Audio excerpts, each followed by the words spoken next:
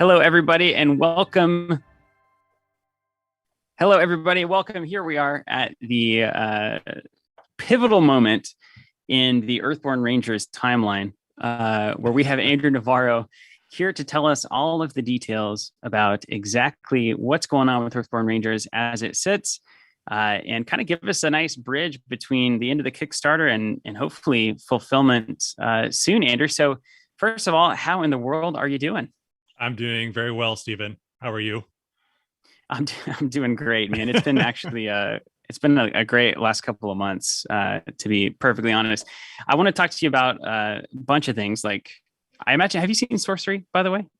I saw some of your live streams of it, and I checked out the Kickstarter page, and then some images that I saw on Discord. Looked pretty cool. Yeah, I only mention it because, like, at the beginning of when we were talking about Earthborn a long time ago, you were talking about like traditional art and how that Yeah, inspired the look of Earthborn. So it's kind of a cool crossover. But yeah. I wanted to start out with any updates, any news for Earthborne Rangers that maybe you wanted to make sure that people know.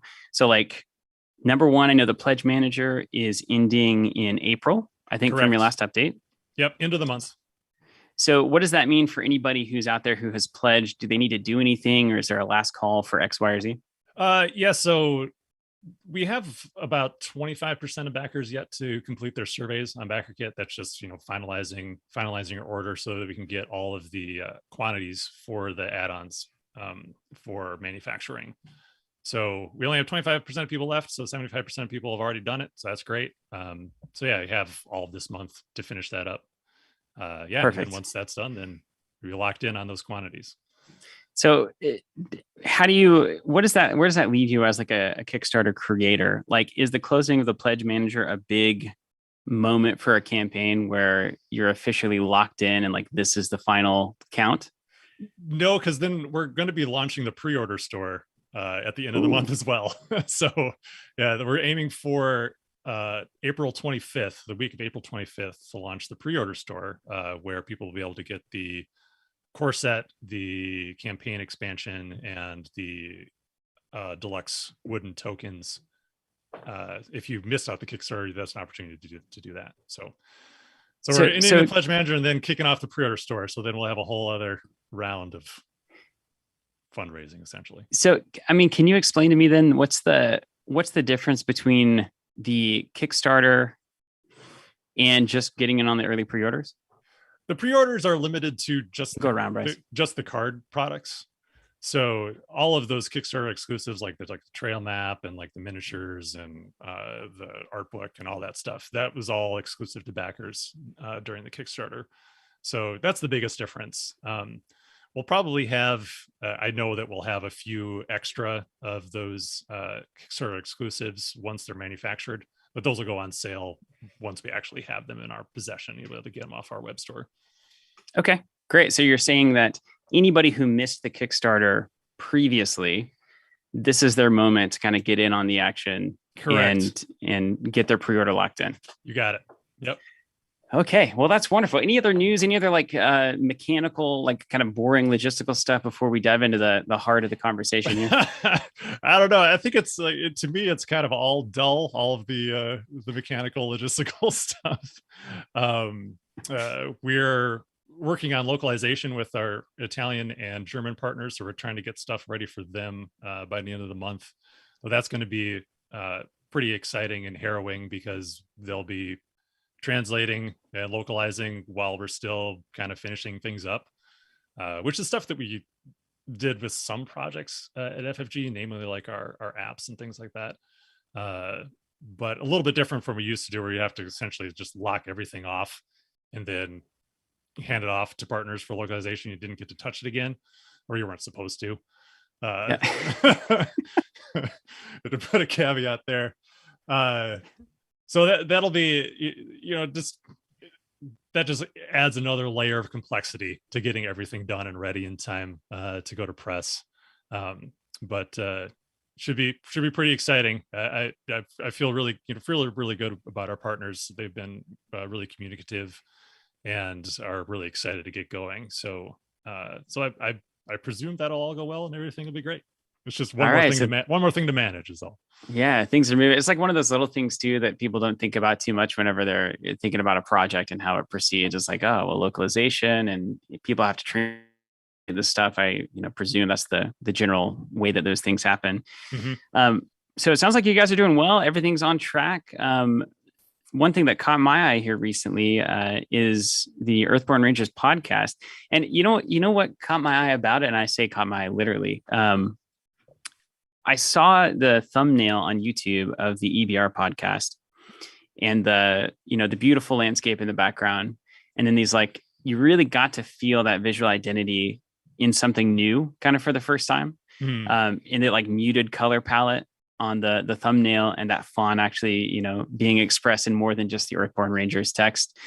So I was really jacked just to see that visual language starting to come out in other kinds of assets. So how's it been to like go from that primordial Earthborne Rangers to starting to use those kinds of things in more card art, your Earthborne Rangers podcast screen, all those kinds of things as you're starting to kind of dig your teeth into that visual ID? Well, I really haven't had a whole lot of opportunity to do it, like apart from the podcast, and then working on a sell sheet for other potential partners. So I was able to kind of use some new artwork that wasn't necessarily available during the Kickstarter to try to build that out.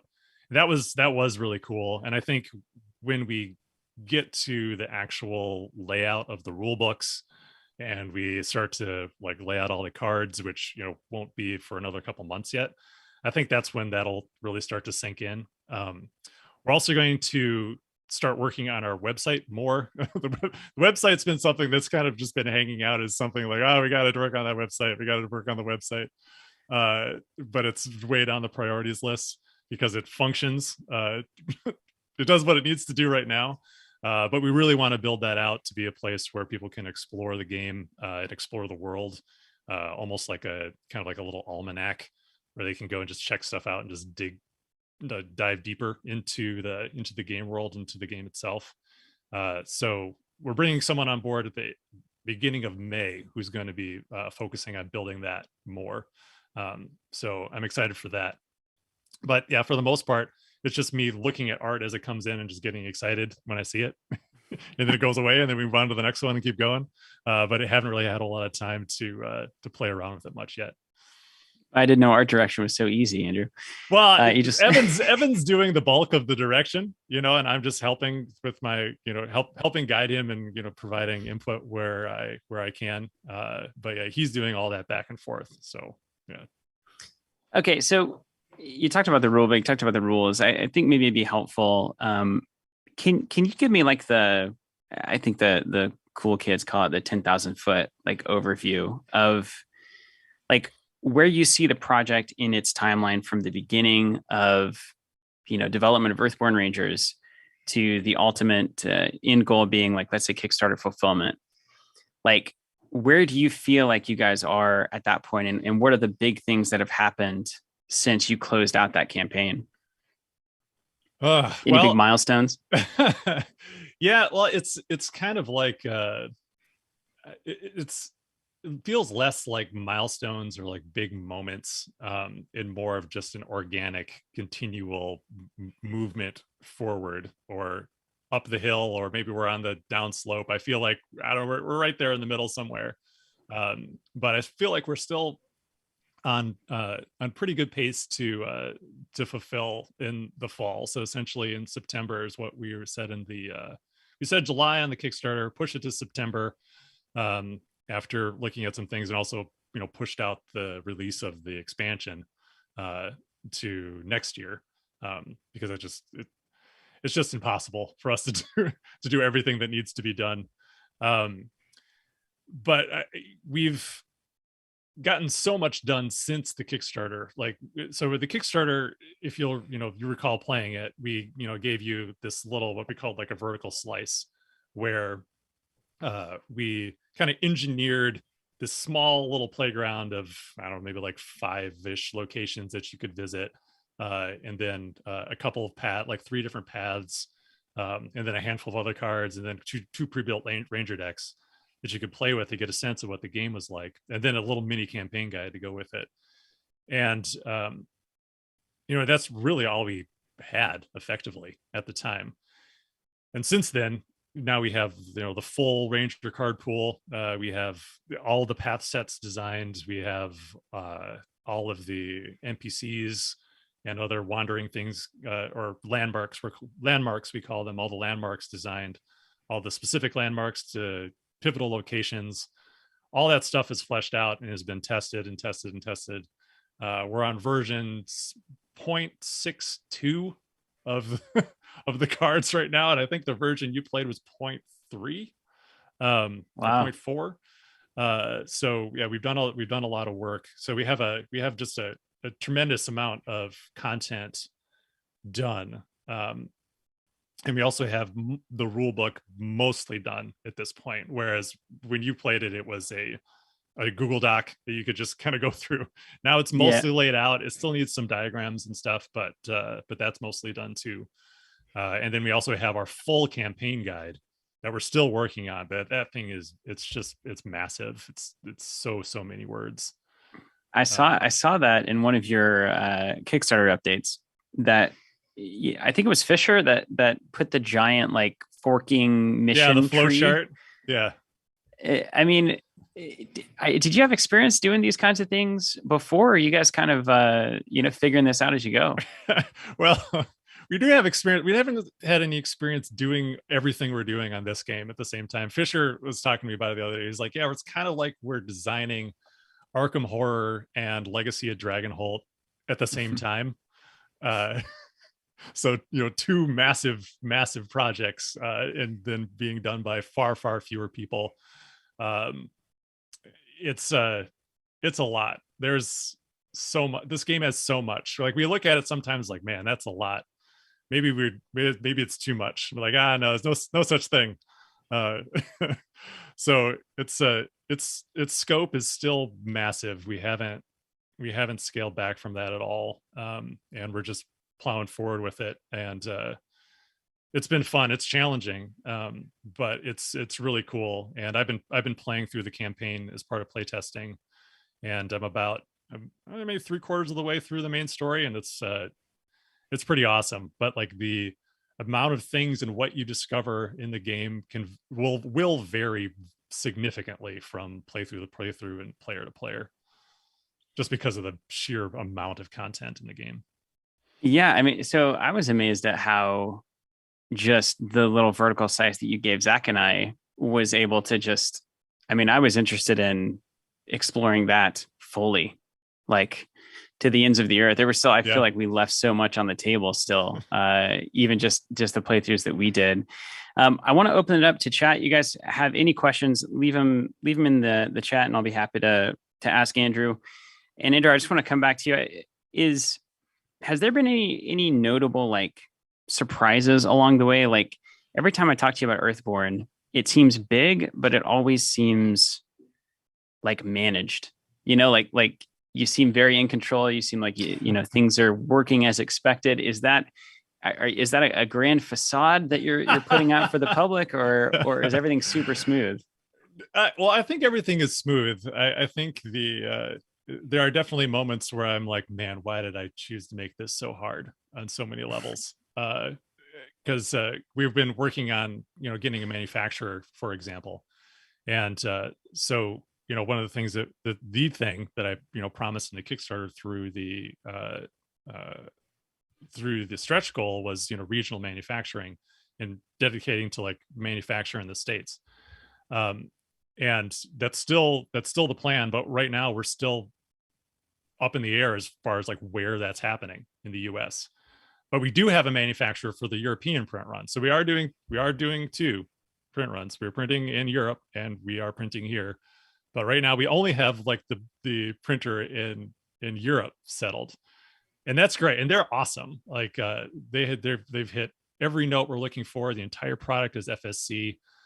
It's 100, like there's one card stock that we need to switch out to see if we can do it. And if we do, then the entire product will be recyclable or compostable, which is pretty awesome.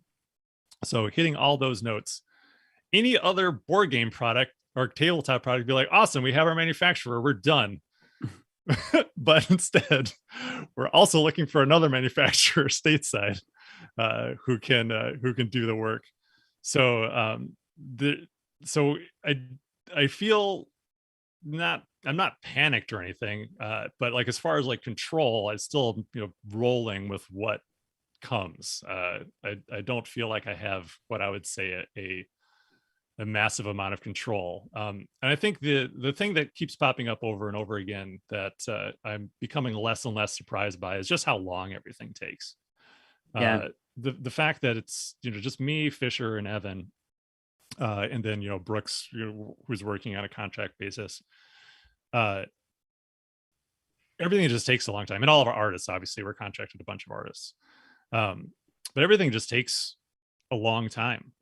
And the fact that we, like I said, have a game that's so massive in scope, it would have taken a long time even with a big team. So yeah, so the duration with which the duration that each task takes to complete, I think that is the thing that continues to surprise me. But I always prioritize the game first. It's usually like the other tasks that I have to do, or if it's like emailing or all these administrative things, like I end up letting those kind of go a little bit, all in service of the game. And then if there's ever like a question of like, oh, I really need to do something, then I'll default to doing something on the game itself. And trying to keep my focus there, I think has been really helpful.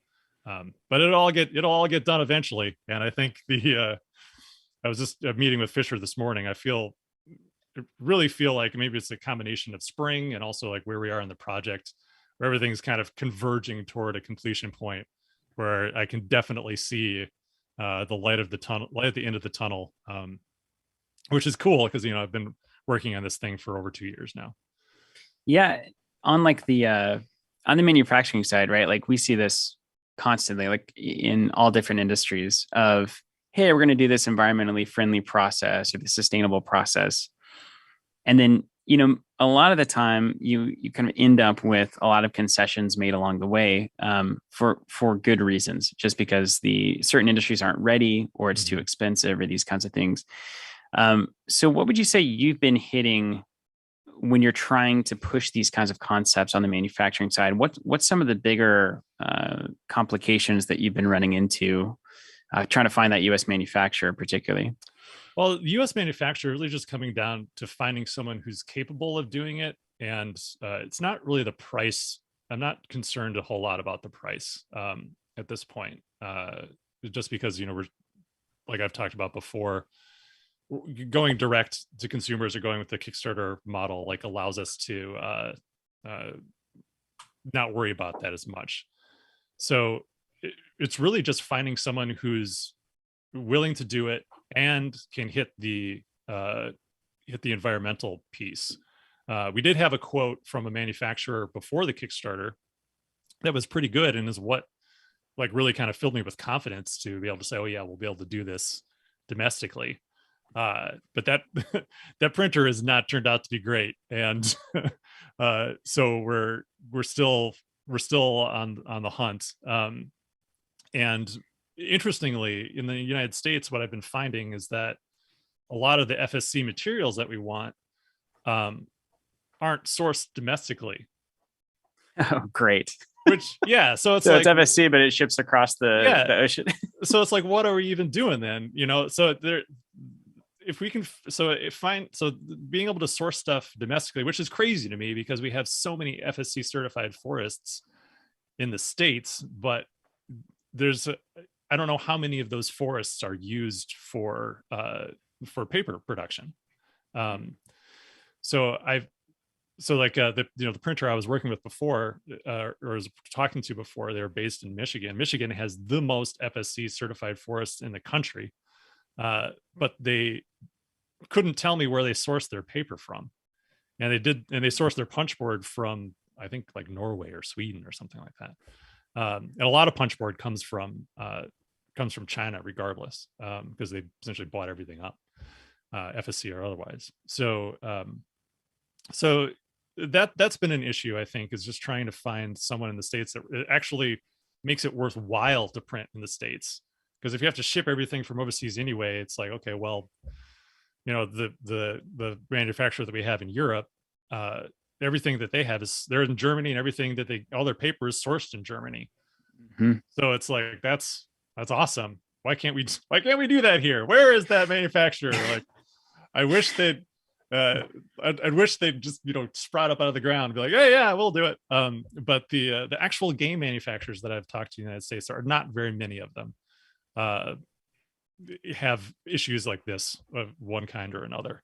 So we do have other manufacturers who don't typically do games that we're reaching out to see if they can handle it. But then that that introduces all sorts of other potential problems. So Yeah. but we have time. We have a few months yet to figure it out. So I'll keep everyone posted. And the Earthborne Games podcast is a great place to get information like this. I was actually planning on talking about this on this next episode. So if you do this and listen to it, you could maybe get a double dip on it. But so that's been challenging. The other thing that is kind of ubiquitous across everyone is shrink wrap. Like where I've said no single-use plastic. So we got rid of all the single-use plastic from inside the box with our European manufacturer. So everything's gonna be wrapped in paper, which is awesome. And we went back and forth a lot on shrink wrap. And I pointed out, oh, there's this biodegradable shrink wrap out there. Like, you can Google it, you can find it. It's like, why can't we just use that? And they've said that they've done tests with it, and it rips too much, I guess, or it's so it doesn't actually protect the thing. But we've come back around again where they've said they have done tests with paper wraps. So we're gonna try to do a paper wrap around each copy to protect it in transit. Wow. And but that's all more and more expense. Every time you replace plastic with paper, that's an additional expense, largely because you need to involve more humans in doing that. Yeah. It's less automated. Well, hopefully I speak for a good number of folks when I say that I'm at least pretty encouraged that you're not just looking to check boxes on like, yeah, we can market this as like a sustainable thing, even if it all comes from 1,000 different places, and the carbon implications of that are huge. But like, yeah, it's FSC certified, it's recyclable, compostable, so it's totally good, right? That's a kind of a breath of fresh air for me that you're actually paying attention to the real cost and the real elements of sustainability, and not just like the fancy letters that people want to put on the side of their box. Yeah, totally. I think learning about FSC and like what's involved with that, it's a nice marker to say, yeah, this is sustainably sourced, or like thoughtfully sourced, or thoughtfully cared for. But when it comes down to it, it's just paying to get a logo, and what you have to do that will vary largely on like at what point in the chain you are. So like if you're FSC certified forest, those are relatively strict guidelines. But then in the chain of custody for FSC, it doesn't really speak to what that company along the chain of custody actually does for the environment, positive or negative. FSC certified chain of custody certification for FSC, all that means is there's this spot, like say you're the printer, you're like, oh, this spot over here, this is our FSC paper spot, and nothing can ever go into that spot except for FSC paper. That's it. In a nutshell, that's it.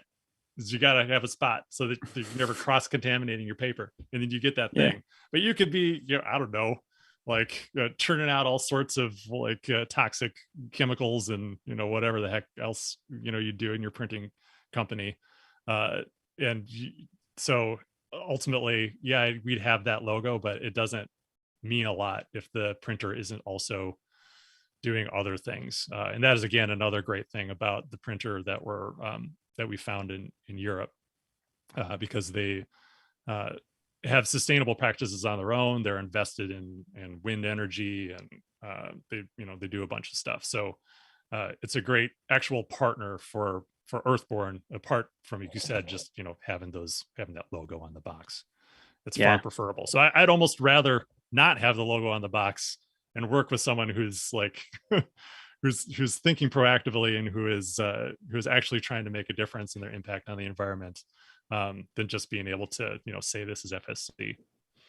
Yeah. Well, that, like I said, that's quite refreshing. You want to get into the game? Let's talk about the game. Most of the folks are here to play a phenomenal. Have you got a new? Have you honed in on the genre and like what you want to refer to this game as? Is it an open world RPG card game? Genre. It's a genre defining game. I feel right. Ultimately it kind of is. Yeah, it's like an open world RPG, customizable card game. Yeah. What's the abbreviation for that? OWCCG. Open World CCG. We've got it, or I guess it's not a CCG, it's a CG or whatever you call it. It could be a CCG. It can customizable card game. Davi here in the chat correctly saying genre is a social construct, Steven. So got me. Here's a couple of questions from the chat here that are not exactly in line with the conversation, but I'm just going to hit you with them while we go along here. So Joe Solo asking, what would you say the replayability of this game is if someone uses the exact same deck for all of it, every playthrough that they do? I don't change my deck. I don't restart with a new character. What do you think? Massive. I was just talking about this because you know, I made that sell sheet so that I'm working with a company who's looking for additional partners for us. Asked me about this replayability. How many hours can you put in? And I was like, man, I hate this. There's nothing worse to me than like trying to put like a number on it. Because ultimately, if you love a game, regardless of how many hours it takes to play it, like you could spend hundreds and hundreds of hours playing a game that you love, right? And I think that is the goal ultimately, is for people to fall in love with the game and just to really just dive in and just enjoy the experience. But if you want to get into like the bullet point, like replayability, like I mentioned earlier, I'm about 3/4 of the way through the story of the campaign. I'm on day 16 of the campaign, and each day is a session. In each session, I've usually put in it's about 2 hours. I'm taking lots of notes and stuff. So I don't know, you can think maybe like an hour and a half if you're playing kind of fast. So I feel like just to play the story, and I'm mostly not going and doing side quests. I'm doing them when they come up, but I'm not really out there pursuing them. I'm kind of Fisher's told me I'm kind of speed running the game. So in quote unquote speed running the game, it'll take you about 20 hours to get where I am, and then I'm not even done. So I think people will come in at maybe like 30 hours on a playthrough of the campaign, but you're not going to see everything at all. You're going to see maybe like, I don't know, third or a quarter of the content doing that. If you went in and tried to find everything, then I think you're probably playing maybe like 60 hours if you're going to try to like 100% it and find every single person in the valley and get all the reward cards and everything. And that's just one playthrough. And that doesn't include the branches in the narrative. So you get slightly different outcomes based on the things that you do. So, you know, we have three different ways to conclude the campaign. So if you were to do like 3 playthroughs, that kind of how I'm doing, that's like, you know, 90 hours. It's a lot. And the game is just enjoyable to play on its own. So it's not like, I've did everything, I don't need to do it anymore. You might be, you know, ready to move on at that point. That's usually where I am about 100 hours into indie game. I'm like, all right, this game has given me everything that I need. I will move on to something else. So yeah, there's so much to do. It's so deep. The replayability is ridiculous. I've been thinking about showing this out. I have this. This is my prototype. I have everything kind of like set up right now. So I just want to show you, like, these are core set cards. So let me know if you can see this. So these are some of them, because they don't all fit in my box. There's those plus all of this. Ugh. Right on. Yeah. That's one core set. All of this. Who designed all of that? Brant. That's a lot of stuff. So you should slap 100 hours of high quality gameplay right on the side of the box, is what you're telling me. Yeah, exactly. No, Yeah. I don't like those things, because, like, to me, it's just as much of some people it excites, and other people it's a turnoff. So it's your mileage is going to vary based on how you want to play the game, how much you enjoy the game, and what you want to get out of it. I think that that part of the vision for the game, where it's a lot of it will depend on the player and what the player wants to experience, is really going to inform how they play the game and what they get out of it. And that can go to, like, just playing one deck. Like, I've been playing with the same Ranger deck for this entire campaign. I'm not tired of it at all. I keep getting, reward cards and adding to it, so it's changed. And I've started to become, as I've gone to the more difficult areas of the game and the more difficult missions, started to become really reliant on those high powered reward cards, but that's, by design. So, yeah, I think a lot of it too comes down to just your stats. Your aspects. Remember, like, part of, so you didn't get a chance to, to create a Ranger. Part of that experience is you choose your 4 stats, your energies, essentially your resources for the game. And in doing that, that also informs the types of things that your Ranger is good at, and how you will be interacting with the game most frequently. And the same thing goes for the backgrounds and specializations. Like, they are focused on different aspects of the game.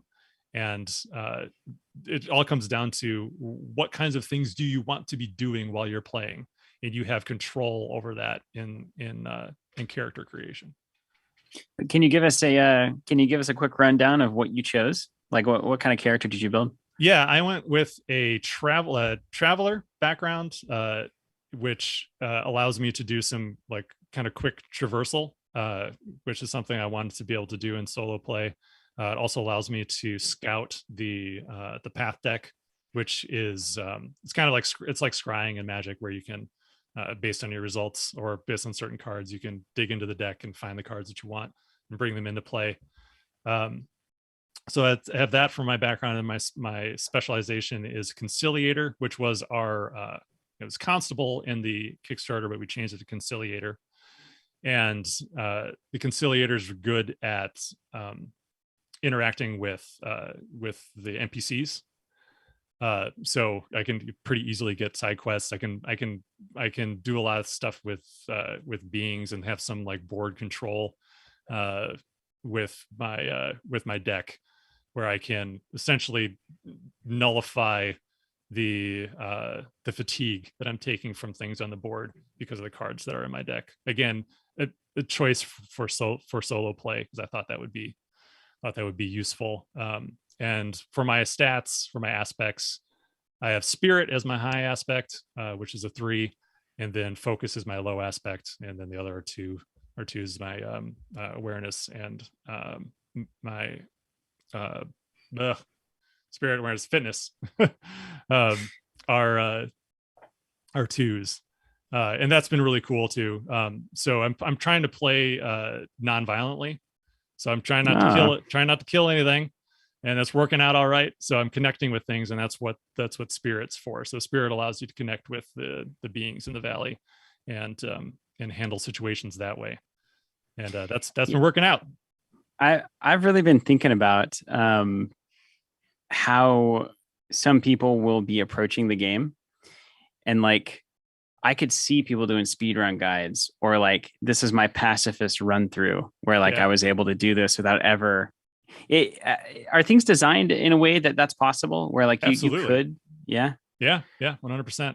You can kind of fudge it a little bit too. Like, so, like, there's a card that I have that's that if I whack something with it, it'll exhaust it. It does 1 damage. there's one harm. So I'm not killing anything, but there are some things that I whack on the head, and I have squashed a bug or two. Oh well, And I don't know. Does that count? Yeah, I know. And I have a companion that also sometimes eats things, but that's them. That's not me. Yeah, you have no control over what a wild or domestic beast might do when left to Yeah, their own devices. That's that's not what your I'm problem, man. telling myself anyway, so I could preserve my pacifist playthrough. But no, you could do it like 100%. Uh, uh, just doing connection and using the other tools at your disposal to avoid harming anything is definitely doable. That's so enticing. Kind of a more technical design question here, but looking at all of the card collection, this makes a lot of sense that it might be asked. So Funky asking here for a seasoned player. So yeah, you're probably one of the more seasoned players of Earthborne Rangers at this point. What would you estimate the setup time to be for someone who wants to fit an hour or two of gameplay on a given night? How long does it take to set something up? It's set up super fast. Yeah, it takes, I don't know, 5 minutes maybe. A lot of it depends. So I do stuff at the end of my session where I kind of combine everything that I need for the next session in a little group, and then just lay it all out so I don't have to go digging through anything. So that helps out a lot. So it goes very, very fast. So as long as you're not disassembling everything you're doing into your collection every single time and then going and getting everything back out, then it goes very, very fast. Yeah, I'm sitting here saying I love this idea of here's my deck. I'm just going to vibe through this game and see how it goes instead of the constant iterating with every new release. And it feels like that was more of a focus for you guys, was to have this idea. And I wax about this a lot with the Diablo 2 and Diablo 3, but like this idea that your character has an actual story and actual permanence in the universe. So like it doesn't make a lot of sense to constantly be changing. I think Arkham does a pretty good job of this, of like upgrading things that you're already good at as you move along. But with Earthborne, correct me if I'm wrong, but you start with your base deck that you build, and then you're actively finding cards to add to your deck along the way based on the story that you've engaged with, not based on a new pack coming out, for instance. That is correct. Yep. It's all in world changes to your deck. So yeah, once you make your character, it's essentially locked for the beginning of the game, and then there are many avenues throughout the course of play that you can explore to alter your deck. Wonderful, man. Yeah, I love it. Andrew Harrison got a question here. Are there natural intermission points built into the campaign so that players can clean up the table and then pick up where they left off after a break in play? Is there natural intermissions? Yeah. Every day of the campaign is a spot to break. And it's awesome. So essentially every session, anytime you sit down and play and then you complete the day, that's a break point. So every single day you'll have one of those breaks, and then you can decide, do you want to do another day, and then you can play another day, or you can just call it. But I find that like that's, to me, one day is the perfect amount, and then just putting it away, or sometimes I'll leave it kind of like sitting on the table if I'm feeling lazy, but essentially just walking away from it and then coming back later, because it gets its hooks in my imagination and my mind and kind of calls me back to play again, and I get excited about playing again. Any of my days where I've been trying to get a lot of testing in and just playing again and again and again, by the time I get to like day 3, or I'm just fried. But it could just be because I'm testing, if and trying to analyze the game as I'm playing, and making notes and revisions and things. So I'm working while I'm playing. So it might feel different if I was just playing, but I think a single session is pretty much perfect. Right on, man. I mean, that's exactly what you want. Mission accomplished. And Funky and Joe Solo kind of echoing something here that I like to pick up on, basically saying that I like that the setup time is really lean, because I'm a father of a kid that doesn't sleep so well, so my free time is pretty minimal. And I know you're a parent, and I know that is a real concern for a giant slice of people who engage in these kinds of games. Yeah. So I'm kind of curious, did you find a particular type of audience kind of emerged in their support of this game that you now kind of have a greater appreciation of? Or were you kind of always aiming at that like casual, only a bit of free time, kind of maybe the older demographic, well, like me now and people older than me, that might have, family time and stuff they've got to manage, and you can only do so much to get like, maybe some solo board game time in? Well, yeah, I mean, it was aimed at that because I'm still thinking of myself as the target audience for the game. Yeah. So, so I fall into that category where I don't have as much time as where I can just play whenever I want. And also really that I really value the time, quiet time to myself is really important. So I love playing the game like in the morning, have a cup of coffee, sit down and just play a session. It's super enjoyable. I don't know I don't know the backgrounds of everyone who's backed the game, right?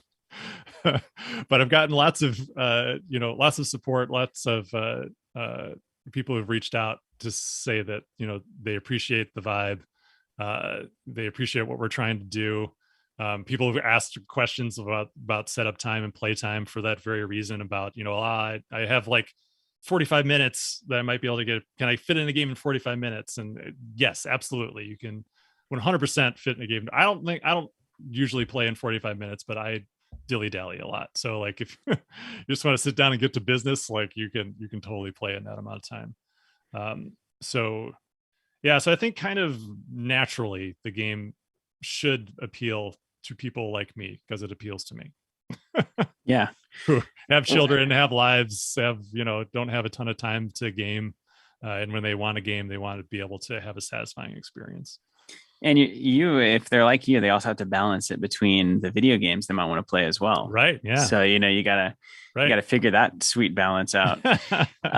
Cody Perry asking a question that's worth re-engaging with, since there's maybe a number of people who have joined that weren't here at the very beginning, but wondering if there a way to purchase the game now that the Kickstarter's ended. So I believe the answer to that is the pre-order store will be going up.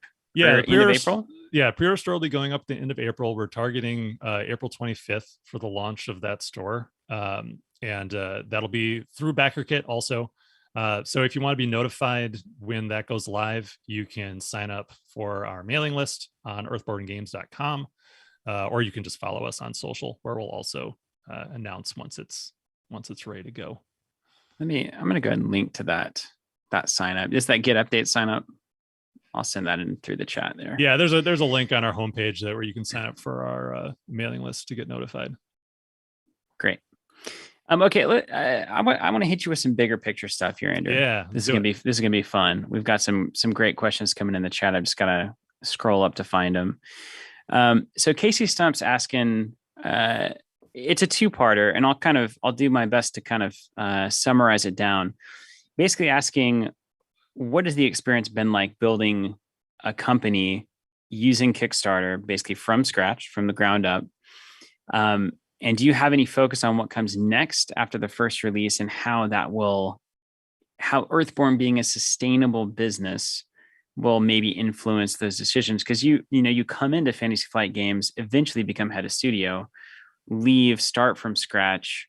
How has that process been going, starting with Kickstarter and kind of working up to where, FFG kind of was when you got there? Well, I don't know if we're where FFG was when I was at FFG. Not quite there yet. Yeah, I mean, that experience has been extremely interesting. It's hard for me to really just describe it, because I feel like I'm just living life and things are happening, and this is part of my life, and it's just kind of a natural progression of where I was to where I am now. I do, sweat the financials of it way more than I did when I was at FFG, where it's like, oh yeah, money, like whatever, like we have more money than we could ever that we could ever use as the studio. And it was just me asking for as much money as possible from the finance and corporate side of things. so that part has been very, very different, where I need to make decisions based on what I feel like we can afford in the short term, and then kind of take a chance on our success, and then imagine like what it could be in the long term. And that is that's challenging. I don't, I'm not going to lie, I don't like it. I don't like having to worry about that. So I'm looking forward to being at a spot where there's we don't really need to worry too much about all the nickels and dimes. So that's been very, very different, as part of that, like from my experience at FFG versus now, and just being able to work so closely on the project. That is something that, I worked closely on projects when I was in graphic design, but obviously I was like working on a very specific portion of it. Same thing when I was doing art direction. And then, after that, I went into more of a kind of like an overseer kind of role, where I would, contribute to things here and there and just make sure the project's on track and make sure the vision's being followed, and, interject my opinion places, some to greater degrees than others. So there could be projects that just went off and did their own thing, and it was a known quantity that you don't really need to get involved, and other things that were more ambitious or difficult where I'd end up getting involved a little bit more. But this, being involved in everything, is it's not at all like anything that I experienced at FFG, where I'm doing art direction, working on development, I've done design work, writing everything, playtesting. Like, I've never playtested a game as many times as I've playtested this game, which is good. But all those things are all relatively new experiences, for me personally. Like, I'd observe people doing all these things, but was rarely involved in every single aspect. Is that at all like overwhelming? Like, that's a lot to take on, right? I mean, you're effectively kind of figuring it all out. I don't feel overwhelmed by that. I feel like whenever I feel overwhelmed, it's at the uncertainty of the future. I think, and that's just kind of how that typically goes, is anytime I start to kind of lose focus on the present and start to project and worry, then that is sometimes when I might feel overwhelmed. But I don't feel overwhelmed in the moment, because you can only do what's in front, you can only do what's in front of you. You just got to pick something to do and then do it. And then, sometimes, like I mentioned earlier, some things might slide, and that can cause pressure on my mind, where like, oh, I got to get back to that. I got to get back to that. And sometimes it'll be like a week, 2 weeks, 3 weeks before I get to that thing. And some things have been like hanging around forever, like it feels like for months and months and months, but they're not as important as the game. So I always just try to prioritize around the game, and because that's what I'm here to do. That's the thing that is the most exciting to me. And ultimately, like, it doesn't matter how much we do in the area of sustainability or, whatever our ambitions are. Like, if the game stinks, then we won't be able to do any of that stuff. So making sure that the game is what we want it to be, what I've envisioned it to be, is the top priority there. So that's been pretty different. And then, like I said, like, there's just knowing that you have to take care of everything, like even taxes. Like, I talked a lot about taxes on the podcast, like having to do year-end taxes and stuff. Like, I never had to do that before. I don't like that at all. Like, that's a giant hassle, but I had to spend a couple of weeks getting everything ready for that. Really sounds like a don't miss episode there on the Earthborne Rangers podcast. There's like three of them where I was taxes. Like, let me give you the tax update. May as well be the Covenant cast at this point, man. You're going inside baseball to the max. Yeah, totally. How does that impact your future plans for the game, right? So yeah, you are having to focus more on the finances. You've got a big chunk for the Kickstarter and the core set, and developing these manufacturers and getting kind of these systems built. So what is the future after that, right? We know we've got the campaign expansion. Yep. Is it just when we can get them done, we're throwing them out to the market, or has there been a shift in your thinking on how to expand the game? Well, yeah, I mean, I haven't talked about it publicly at all, but like now's as good a time as any. So yeah, well, we have the core set. The core set ideally will will fulfill it. We'll get some pre-orders for it, and that'll help out too. Then we're gonna overprint, and then we'll sell the game direct and then to retailers, and hopefully that can like help sustain us. And I think that it will. But yeah, we have the campaign expansion that we'll be releasing at the beginning of next year. It's a pretty nebulous date right now, just because we're focused on getting the core set done, and we'll kind of reassess where we are once we get everything done for the core set. But really, the thing that takes time is art. This game has so much artwork, that just takes time. So if we get enough money to make that take less time, then then that would be good. Otherwise, we just have to take the art as it comes. So yeah, we have that coming in 2023. But our plan right now for the line is to do several expansions, and to bring those expansions to Kickstarter or to some other crowdfunding platform, perhaps GameFound.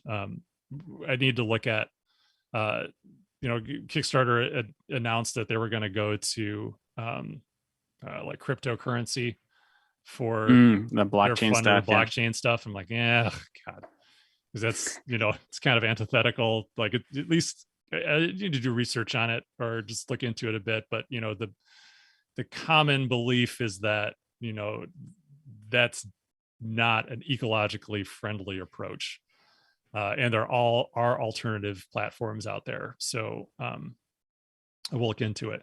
But the plan is that once the core set is either fulfilling or fulfilled, then we'll go to Kickstarter again, and then show off all of our expansion plans there.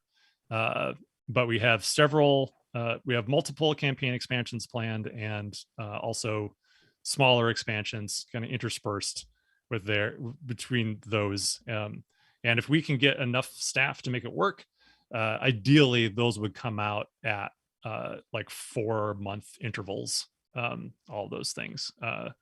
But again, that's going to come down to like how much we can expand outward to get the work done on all those things simultaneously. Otherwise, they're just going to have to be kind of lined up, and they might be like 6 months between each of them. So we'll see how it all goes. But yeah, that's the plan right now. So we'll be back in crowdfunding again in the relatively near future. It would be really amazing if there could just be like a subscription service or something. Yeah, where players could automatically get these products as soon as they come out. Wouldn't that be something? Yeah. Well, I think for the retail release, that we should definitely do something like that. Andrew Harrison, I wanted to give you a few of these comments because I don't know how much of this you actually get to hear given your position in Earthborne. But Andrew Harrison saying all the environmentally safe aspects of this product is what cemented my backing. It's so great to hear that you're fighting to keep those aspects in your search for a manufacturer. And I've seen that echoed through a number of comments as well. And it leads me to another question, which comes from Aaron Hack. This is a really great question for you. It says part of Earthborne's value set is to show an encouraging future for humanity. So you landed the plane on that one. That has come through. At this point of the journey, what is the biggest thing that has reinforced your hope in Earthborne's goal/journey? So encouraging future for humanity is where Earthborne wants to be in the fiction. Have you seen that echo through any part of your experience designing, developing the game itself? That's an interesting question. Yeah, I mean, I think the game for me still kind of holds the same place as it held for the last couple of years. It's just it is, I was going to say nice, but that's not the right word. I feel like envisioning this world helps me have hope in our world, Mm-hmm. where I feel like if I focus on it hard enough and I can help manifest it as a game, then I can also help manifest that future for the people on this planet who I feel like we need to feel like we can go and land somewhere positive, and that we can get through everything that we've been forced to deal with over these past couple of years, especially, but over the course of human history, honestly, when it really comes down to it. Um, so yeah, so for me, it like going to that place in my imagination, um, it continues to bring me joy, and to help me not get as horribly bogged down in you know current events as I could. Though I still feel like I'm still bogged down in that stuff enough. It's nice to have an outlet. It's not that. Yeah, I'm curious if, and you've gotten a lot of playtesting groups, and you've shopped it around to friends and in various circles. Like, ha, have you gotten any commentary on people's experience being in the world of Earthborne, and just having time in that space? I haven't. No, I've gotten a lot of people reach out to talk about how they feel about it from how it was presented in the Kickstarter, and who've said that they really appreciate it, and like what we're going like what we're shooting for. In playtesting, I think all of our questions are really surrounding the mechanics, uh, where there's and specific themes, less about how is this making you feel thematically, or like how do you feel about spending time in this world. um though I don't read those that's Fisher's job. He's doing all the playtest stuff.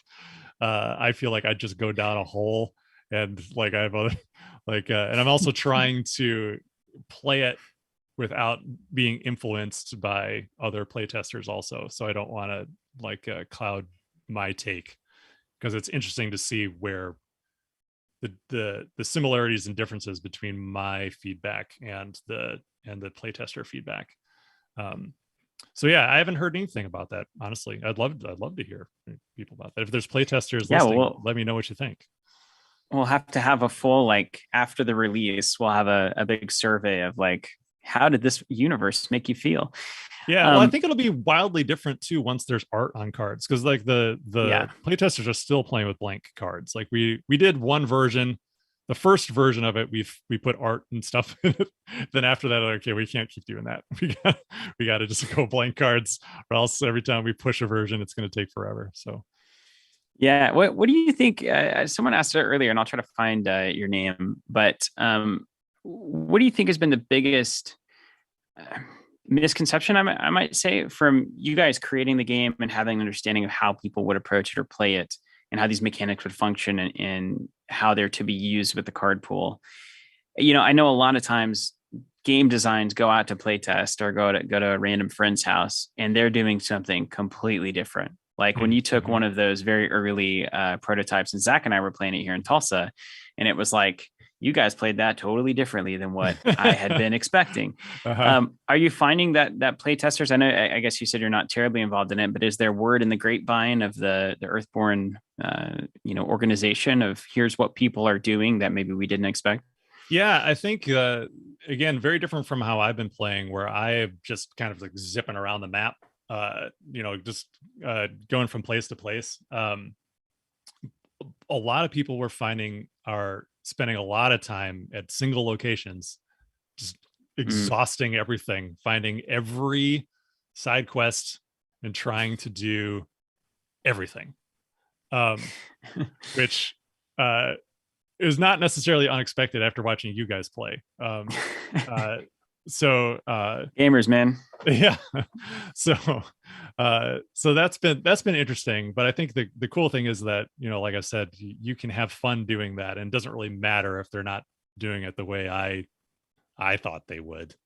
But yeah, I don't really know like the from like group to group, like how many people are trying to play as like a pacifist playthrough versus just kind of murdering everything, which you can still totally do. uh so I haven't observed anybody playing, but yeah, I think Fisher would be a better person to speak to that particular question. But I think at the end of the day, like I said, part of the vision is that we're not trying to force you to play it any specific way. It's really there to help facilitate how you want to play. So I think part of what we just need to do, or what we have done, is just trying to not accidentally railroad people into one line of thinking or another, and trying to really establish the idea early on with the players that, hey, you can do this different ways, and we give them permission. Because if we don't give them permission, then they're gonna be like, oh, well, I got to do this. It says I have this mission. I got to go do this mission. But we have to make sure that you understand, as we're like bringing you on board onto the experience, that that you can really approach it however you want. And we have done that, have taken feedback on that, and have then incorporated that into the early portions of the game to help facilitate that line of thinking. Terrence has got a really good question related to that, but there's a couple of comments that have come through. Joe Solis says an open world card game with all the side quests was a huge upside for me. So just that is, I think for a lot of people, that is a huge selling point for this kind of a game, that you have that kind of freedom to stay somewhere and just like see who's around. Mm-hmm. Also, I thought you might love to hear this. Whizzican, I wasn't 100% sure on the game, but I was thinking pretty hard about it. Then I saw a video with Andrew wearing a Lamb of God shirt, and I went all in. I got to support a fellow LOG fan. Yeah. Yes. R1552, the optimistic outlook, is a very nice change of pace from the mountains of grim dirt getting shoveled out on a regular basis. And I know that was a pretty big concern of yours early on too, where kind of Earthborne started in that, this kind of, we need to do something different and the world has ended because humans are bad. Yeah. So here's Terrence's question, and you can go all the way back to the very early prototype to find where the right answer here is. But what was the biggest thing that you found and changed that made the game flow and play better? Was there a pivotal moment of like, this stat works this way, or like, a fatigue mechanic? I don't know what it would be. Yeah, well, there were a couple moments where the game went through a pretty radical shift. The first was in this late summer of 2020. We were on this, like, the second or third iteration that the Sadlers had done, and I was playing it, and at that time it was very abstract. It was like now, where when you play, you're walking around, you could like sense like the scale is you are walking around the world. In that version of the game, it was more like you're almost on the world map the entire time. And you had, let's see if I can remember exactly how it played. You had 3 separate mission decks that were kind of similar to like a Lord of the Rings or an Arkham Horror, where it was like a stack of sequential cards that you went through in order, and there were 3 separate ones on the top of the play area, and then the cards for each of those missions were all shuffled together into one deck that then sat off to the side. And then you drew from that. So then the variety was like how those, like what missions you picked then informed what came out of that deck. And then as you played, you tried to complete one of those stories, and you can make progress on any of them in any order. But then eventually you just pick one because you were closest to completing it, and then that would like end the game. And conceptually it was interesting. And also, that's like, it still had all the challenge effects. Like the challenge deck has barely changed. Like that's been there like almost from the beginning. but like how it informs the game has changed over time. So I was playing that one, and I played it on the table. I had been playing in Tabletop Simulator. We were actually pretty far along, like trying to make content. I'd already brought Brooks on board to make content for that version of the game because I was feeling all right about it. But then I played it physically, and it was terrible. Like, it was like, I just sat down. I'm like, I don't even know what I'm supposed to be doing. Like, there's just 3 decks. Like, what do I do? Like, what is this game? What am I even trying here? Humbug. Yeah, it was good. You know, I think things like this are important. So then I spent the next 3 days changing it to be more zoomed in, to be more focused, so that you were literally walking around the world, and that when things came into play, I made that's when the within reach and the along the way zones came into play. That's when the beginnings of the fatigue stack came about, and that came through conversation with Brooks and I when we were trying to, because there used to be 2 different ways you'd suffer damage. You either discard from your hand or you discard from your deck, and we simplified that greatly. Anyway, and then it ended up zooming in, so you're actually walking around, and then that sequence of cards got it down to 1 deck of those. And it was and this is actually very similar to the version that you played, because it was in the months before, where it was kind of more like an Arkham or a Lord of the Rings, more like a Lord of the Rings plot deck, where you were kind of walking around small arenas. So it was if you were to have a video game equivalent, if you were to have the hub world of Demon Souls, and then you go off and you're all right, I'm going to go and explore this other area now, and then I'm going to go back to the hub.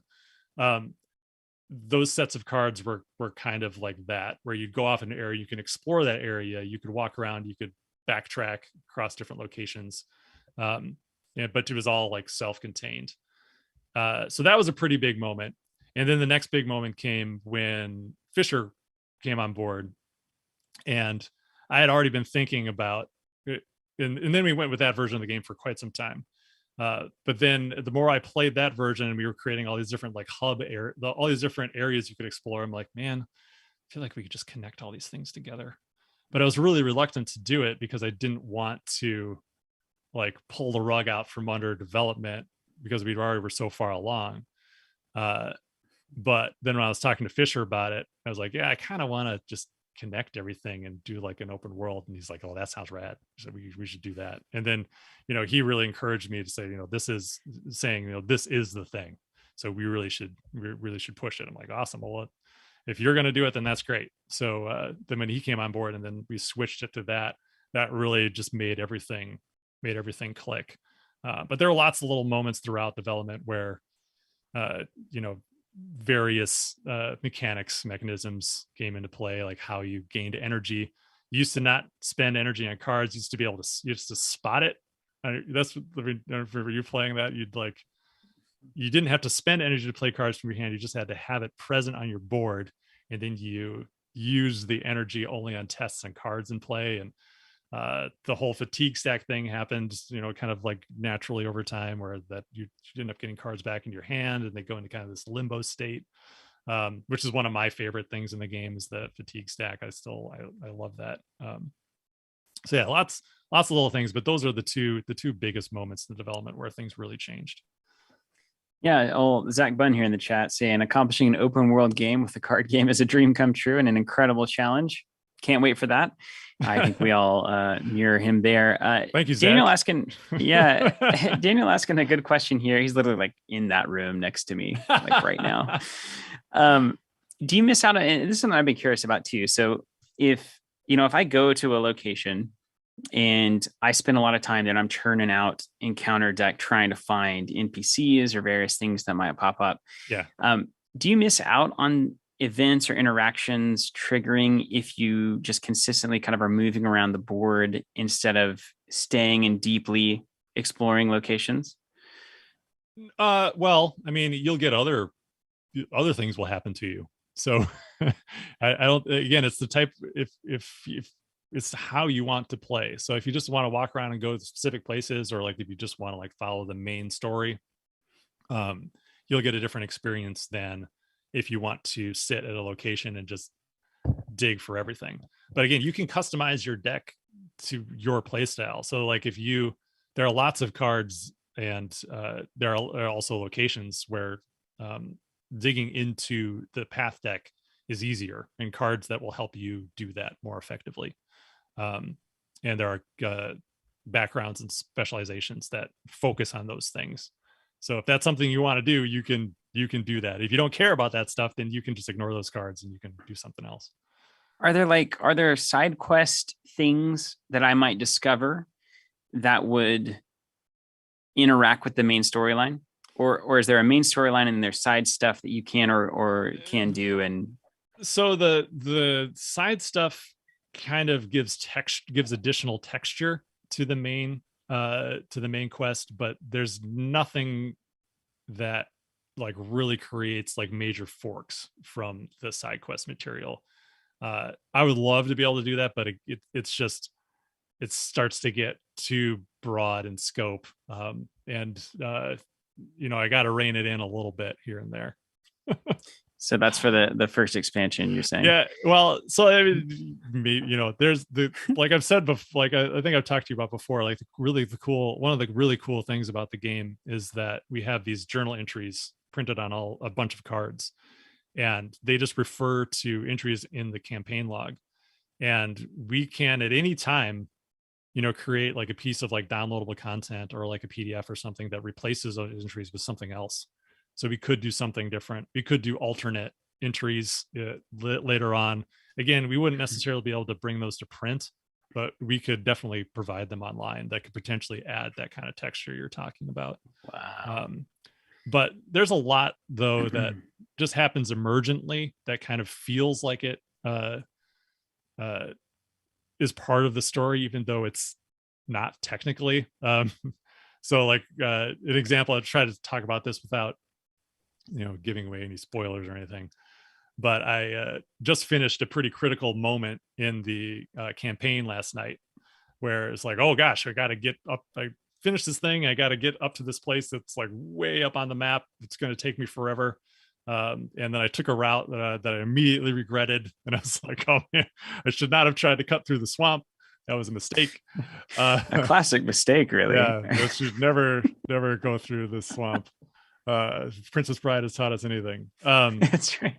So the first location, I was already regretting it. The first location I got to, I ended up like top decking a wandering NPC who pilots the Swift, which is the little hopper, little glider plane thing. And so immediately I was able to jump forward on the map a couple spots because I'd found this guy who came at just the right moment, just kind of like out of the blue. Yeah, it was amazing. I was like, wow, I couldn't have scripted that any better. Like he just kind of swoops in, like, oh, I was like, oh man, it's gonna take forever. Dude flies in and is like, hey, you need a ride? Yes, I do. I really do.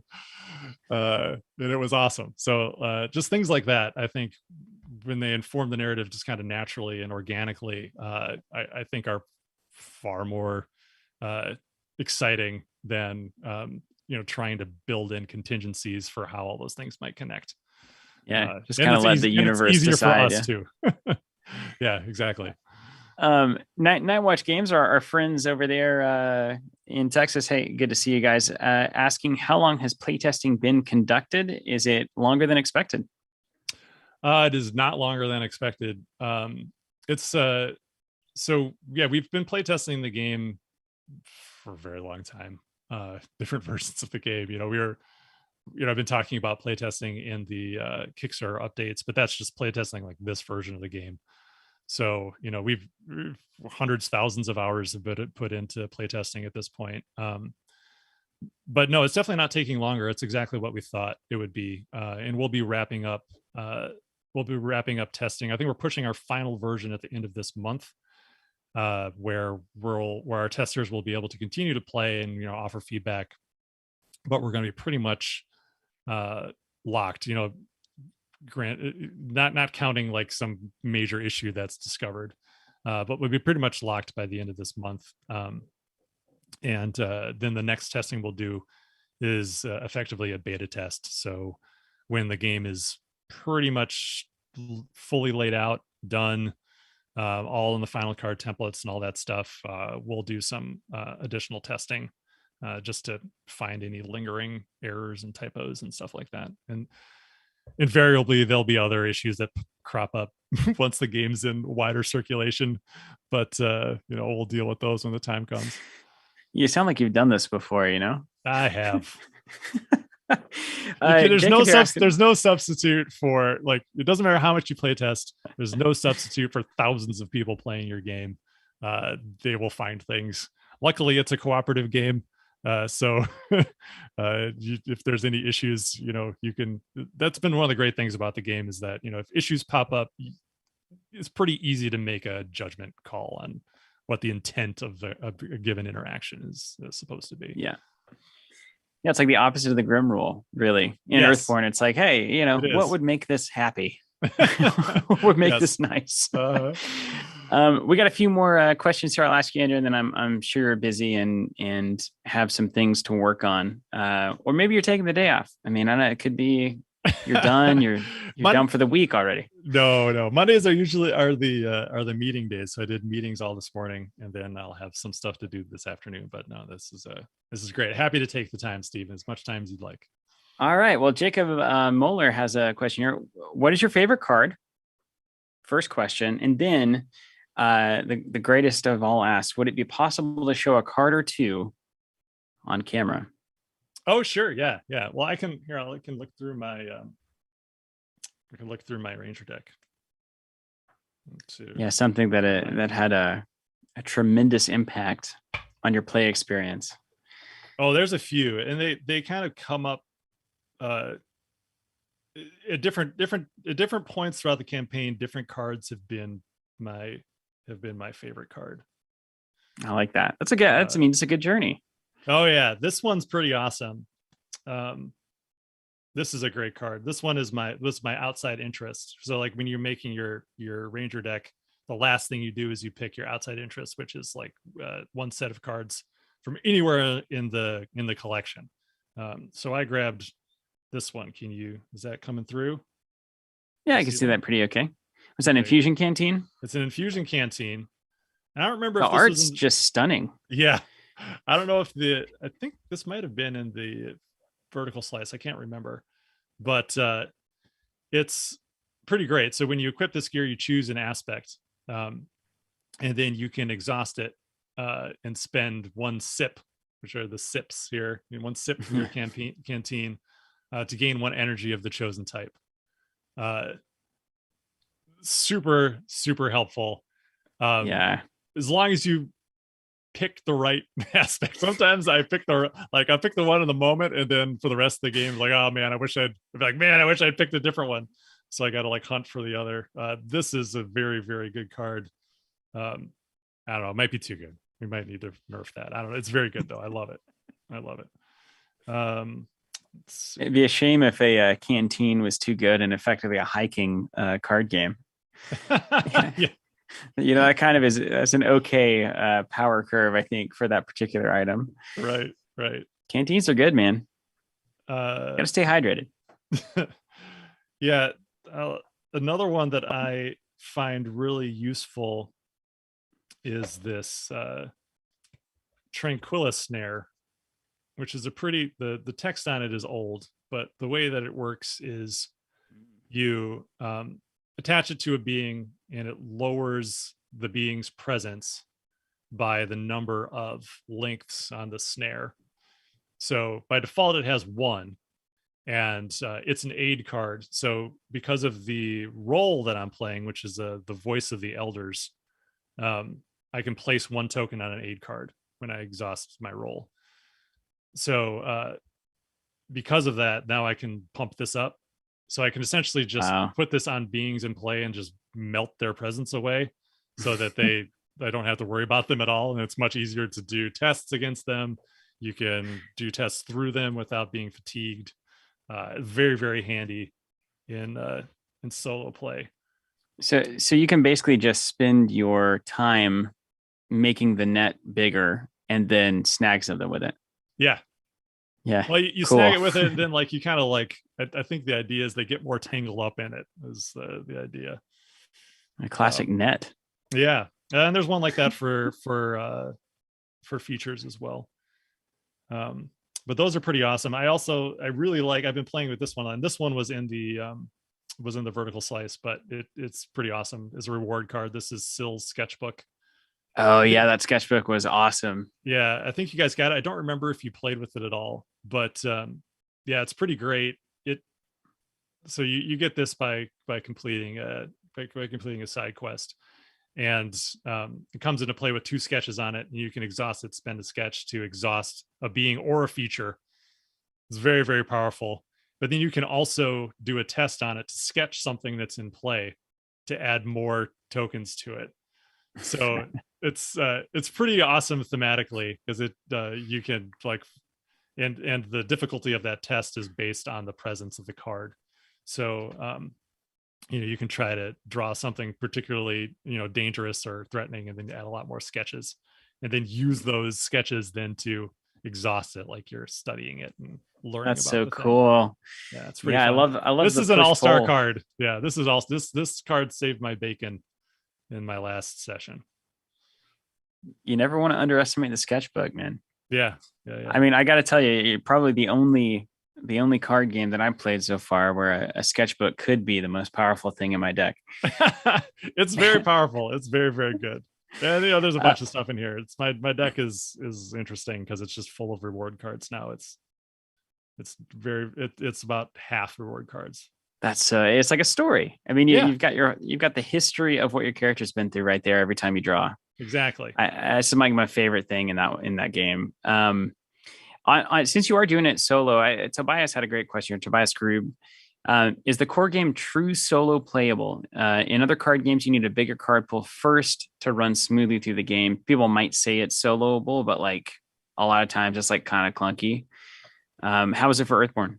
It's great. Yeah, it's definitely true soloable. I'm playing it just one ranger. I'm not double fisting or anything. Playing with a single core set's worth of cards. It's great. Yeah, I mentioned this in the Kickstarter, how important solo play is to me, because that's how I'll be, that's typically how I play anything these days. Yeah, it's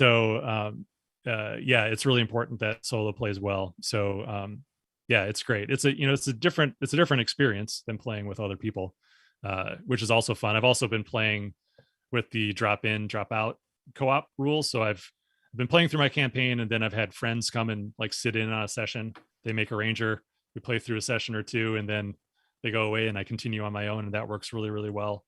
Yeah, solo play is really important. It is true solo. And yeah, just because I feel like a big section of our player base, I think, will be playing solo. So it's really important that it plays well. And I feel like it does. Have you talked about that drop-in co-op before? Because like that was one of the greatest things in video games when we were kids, was that when somebody could just jump in and you were already going single player. Is that a known thing? Because like that seems really relevant to Earthborne. I've talked about it. I've mentioned it here or there, but yeah, I don't know if it's in any of the written materials. But yeah, you can. How does that work? Easily jump in. So yeah, you just go through the process of deck building when you jump in, and that's pretty easy. Obviously, if you're playing with a single core set, whoever's jumping in will have fewer options. So that's where that the much discussed, often confusing product, the Ranger card doubler, comes into play. So if you like, I think the problem with it is I'm trying to save people money, and no one understands that. Like, people are confused, so they feel like I'm secretly trying to rip them off or something. That like it just something doesn't compute because it's just there to help people who want those cards and don't want to spend all the money on a core set again and have a bunch of cards they don't need.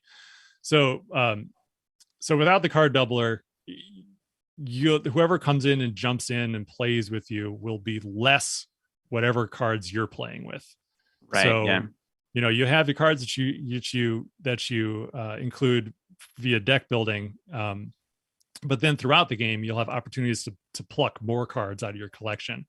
So that is the one downside to jumping in on someone else's campaign when you only have one core set, is that there may be some cards that are picked over. Like the Infusion Canteen is a perfect example, because both of my friends, when they came in, that's from the Artificer set. They both wanted to play Artificers, and I was like laying out their cards. I'm like, I feel like we're missing one. It's like, oh yeah, that's right, I took that one. Sorry, and I'm not getting it back. I took the best one. Yeah, I took it, and that's mine now. But if you have the card doubler, you don't have to worry about that. They'll have the full collection to draw from. So you just build a deck, you play it, move forward. If you unlock any rewards during that time, they go to a collective pool. Like you don't level up individually, you level up as a group. So all the reward cards that you have unlocked are essentially in this like pool of cards that you can add to your deck whenever you camp for the night. If you don't camp, then you can't change your deck. So you have to end the day favorably in order to alter your deck. But when you do that, you can swap out any cards that are in your deck for reward cards, and you can share those with anyone who jumps in. So I had some cards that didn't fit in. Like I had like a weapon that was like I'm just not using it. It's a really good weapon, but I was like, I'm not doing that. So you can have that. Like, well, I'll take it. So even though there are some cards that are picked over, like you can smooth that over a little bit by giving them some cool reward cards. So what you're saying is you can sometimes add friends to the party and they do all the murdering for you. Right. But technically, you're still doing a pacifist run. You got it. Because the blood is not on your hands, right? You've got it 100%. Locator Gaming here asking, I think, a really relevant question that many of us have in terms of the expansion content. Like, how is that going to integrate with your core set? How should we expect to kind of merge those collections together when those expansions come out? Well, the little expansions we have planned, or we're talking about, to say that we have them planned, we are planning to do expansions. But what the content of those expansions are, we're still working through. But we do have an idea to do new background, at least one new background and one new specialization, and then add more cards to the existing backgrounds and specializations, so that you can have more variety when you're building a deck. So that part of it's, that's easy. Like that just gets mashed up with your core set collection, and you can draw from those cards when you create your ranger. The reward cards and the campaign play is we're trying to design it where you can continue to play with the same ranger forever. So as you go through, and all of our campaigns will be in a linear sequence, so you can play through the story linearly. And if you want to jump in at any of those points and just play from there, we'll have ways that we can kind of like get you geared up enough where you're not going to get destroyed. Or if you don't want to and just want to like a challenge, then that's fine too. But so we'll have the campaign expansions, which will be primarily reward cards and adventure content. And then we'll have some player card expansions that you'll just be able to easily integrate into your deck. And if you're like in the middle and want to, if you're in the middle of a campaign, you're like, this new cards come out, I wish I could just play with these. No one's going to stop you. Like you can make a new character at any time. The rules of the game are that you're supposed to continue with the same character, but there's no game police there telling you what to do with your collection. You can do what you want. So you don't need to call you, yeah, make sure. Yeah. Wayne asking here, this is a great question. I'm curious if you actually engage in this. what background music would suit this game thematically? I've been working on that actually. I started to do I have the beginnings. It's of a playlist on Spotify that I've started to put together. But it's not quite right. It's like I've been really liking. There's an album that you recommended to me like a while ago, Northern Passage. Yeah. That's pretty good. It's maybe a little too oppressive if you're in the wrong. Like it's like good headphone music. It's not good. Like I think like in the background music, it needs to kind of like permeate your being. So I think if pretty you're wearing heavy headphones, ambient. yeah. So if you're running headphones, Northern Passage is pretty good. But I feel like I can't quite land on it yet about like what feels right. I've been listening to like a lot of Spanish guitar stuff. That feels good. But it's missing a little bit of like some tech bits to it. So if I could mix like Spanish guitar with like Daft Punk or like and Steve Reich, then I feel like we'd be getting close to what I want. What a genius mashup that would be. I mean, like that sets my brain on fire thinking about that. Yeah, but it's that I want that kind of that enriching feeling of like the acoustic guitar with a bit of like a sci-fi bent to it. So whatever that is, I have not found that music yet. So if anyone knows what that leave a sounds comment. like, yeah, that if that triggered something in your mind, like, oh yeah, that's just like this guy. Yeah, that's exactly what I was thinking. Yeah, this is that exactly. Yeah. That's fantastic, Andrew. Well, I think we'll probably just get out of here pretty quick. I just wanted to open up finally to the chat. If you guys have any last questions, we can ask those to Andrew before you go. What are you thinking at this point in terms of how Earthborne's gone and kind of the journey that you've been on so far? Looks like you're going to be fulfilling, and you said September. Is that still on track there? I will see. I mean, we'll probably we in all likelihood will end up based on printer like the annual manufacturing availability printing in September. So if we print in September, the odds of it like getting out to everyone in September not super great. But also since we're doing it regionally, it won't take very long from printing to fulfillment. So it should only take a couple of weeks once it's off the press to get it in everyone's hands. And I say that not necessarily knowing what things are going to be like in the distribution center. So like it could get stalled out at a distribution center. It might take longer than I would like. But our goal of getting things out, our goal is to get stuff out this fall. And I think we still feel really good about that. Obviously I will, communicate if anything, changes, especially once we get like all of our manufacturing stuff figured out. That'll factor into it. Because there have been long lines to wait for printing. But this fall, I think I'm ready to finish this game. So from a development side, I feel really good about being able to hit our deadlines. We want to have everything pretty much done by the end of July. And then we'll see where we are in the artwork. Some of that might be coming in hot. But again, since we're not sourcing any materials, we're not sourcing any plastic, we can kind of wait to get those files to the printers to like almost the very last minute. So I still feel good about getting everything done this fall. If anything changes, obviously I'll let everybody know. But I feel great about where the game is, and the team's kicking ass. And yeah, that from our end, I don't think there should be anything standing in the way. It's just negotiating and getting everything else to fall into place. We'll see how that goes, but ideally, yes, this fall fulfillment.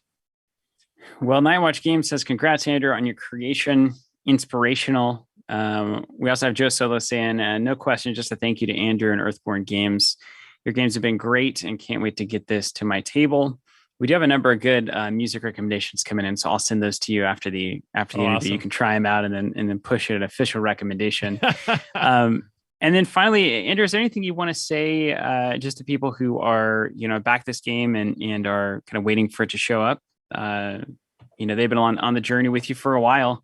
Yeah. Anything you want them to know? Yeah. Well, just know, what I say in, all in all my communication, I or a lot of it, it's hard for me to say how much I appreciate everyone over and over again in the same way, but the support from the backers has been phenomenal. The support from people who have reached out individually to me to express how much the mission means to them, or how much the vision for the game means to them, or how it inspired them. It means a lot to me. And to me, that kind of thing is more important than the game itself, that it's speaking to people and, exciting them and making them feel hopeful is is a greater reward than anything. So yeah, for everyone who backed it, I really appreciate your support, both emotional and financial. We could not do this without you, and having that support means everything. And I can't wait to get the game into your hands, and then to help bring it then to an even wider audience. Wouldn't be possible without you. So thank you.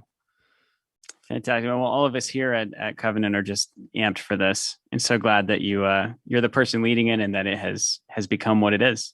So we can't wait. Thanks so much for taking the time, man. Thanks, Stephen. Appreciate it.